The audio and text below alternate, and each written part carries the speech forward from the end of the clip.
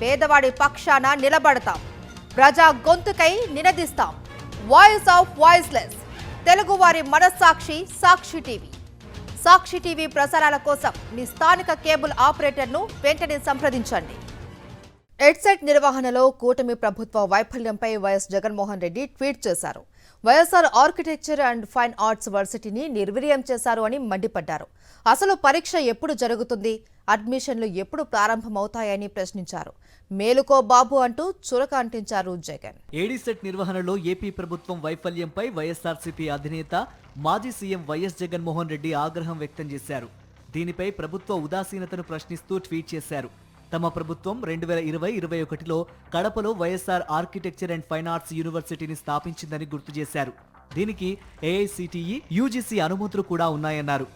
అయితే కరోనా టైంలో council of architecture పూర్తిస్థాయి తనిఖీలు నిర్వహించలేకపోయిందని, 2023లో ఒక కమిటీని ఏర్పాటు చేసి మొదటి 3 బ్యాచ్లకు ఆమోదం తెలిపిందన్నారు.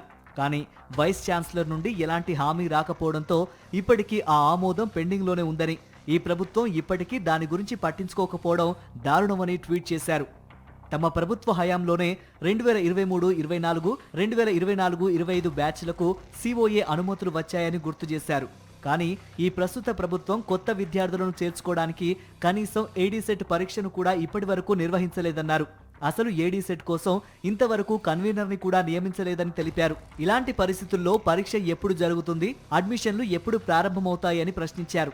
ఈ కూటమి ప్రభుత్వం ఇప్పటికైనా నిద్రావస్థ నుండి బయటపడుతుందని, విద్యార్థులకు మేలు చేస్తుందని ఆశిస్తున్నట్లు వైఎస్ జగన్ ట్వీట్లో పేర్కొన్నారు.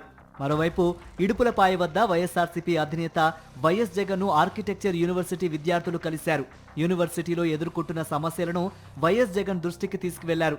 విద్యార్థులకు అన్ని విధాలుగా వైఎస్ఆర్ కాంగ్రెస్ పార్టీ అండగా ఉంటుందని హామీ ఇచ్చారు జగన్. ఈ సమయంలో వైఎస్ఆర్సీపీ విద్యార్థి, యువజన విభాగాల నేతలు విద్యార్థుల వెంట ఉన్నారు.